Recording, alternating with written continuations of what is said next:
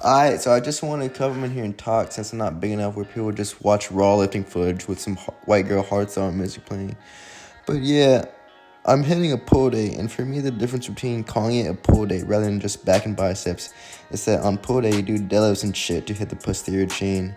But unfortunately, I can't deadlift heavy because I fucked up my back a few times, and not even my lower back.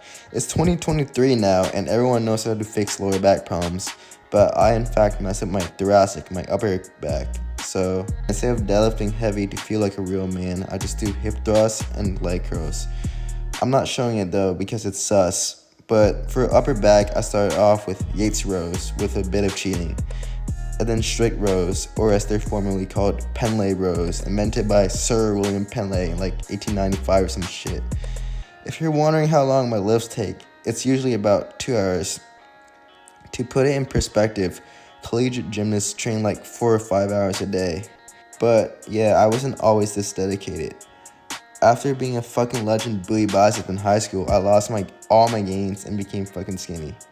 Like, I was a bum for a while. Not C-bum, but a bum. And boy, let me tell you, when I was skin and bones, it felt like it was taking forever to start gaining, probably because I was just working out casual for a minute. When someone starts working out, they don't just jump straight into a serious program. They do a casual phase that may last up to like 6 months.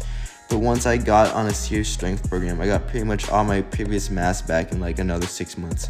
So really, it took about 12 months to get it back, which is realistic. Like, if you're expecting to look good in 12 weeks of lifting, you gotta jump on gear.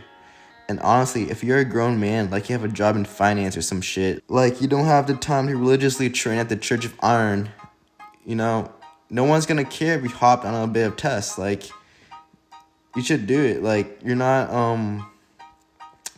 some big fitness inspiration or influencer. And what's embarrassing is that I've literally met grown-ass men calling themselves influencers. I met a fucking Marine Corps captain or corporal or some shit, and they'd be talking about how he does influencing on Instagram. Then I check out his profile, and he just spams on his story like everyday shit, like what he had for breakfast. The thing about these influencers is that the ones that pop off, like really pop off and make it, they're all just rich kids. Like, they have their entire life's expenses paid off and need something to do. So they just lift weights and live in a beach house where they bang their girlfriend all day. Like my brother in Christ, you're 23 and have been doing Nasty 19 for the past 4 years. And since they don't know how to properly lift, they start looking into taking some shit like, oh, I'll just take Ostarine, it's so weak, it's not even a SARM. That's like saying I'm not even a real man because of how small I am. The thing is, it is a SARM, and ever since COVID happened, I guess people were like, since we're all gonna die, I might as well try these research chemicals so that I can have an XO casket. Only to realize SARMs without a test space will fuck up your linear progress since it suppresses your testosterone. Like, the feeling after you just bust a nut? It's gonna be like that 24/7. And from a former skinny dude to another, why are you trying to take SARMs so you don't even remember to take your creatine every day? Like, you're really gonna do RAT 140 when motherfucker, you weigh 140.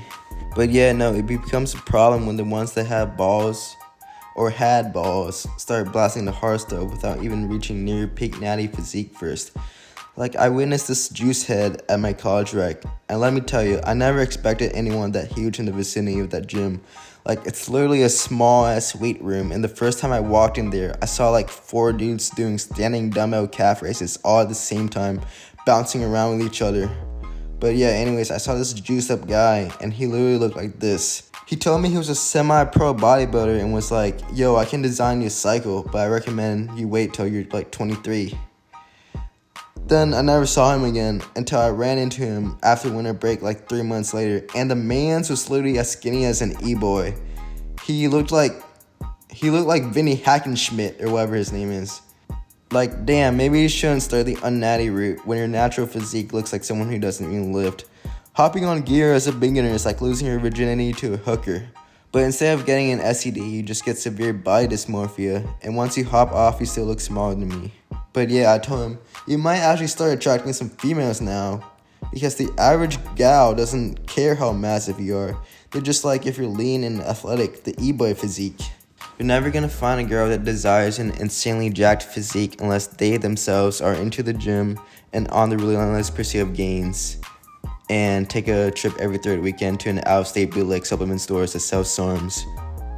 Like, for real, the day I find a girl that takes SARMs is the day when I myself take SERMs, selective estrogen, so that I can become her obedient little soy boy twink and submit to her for real.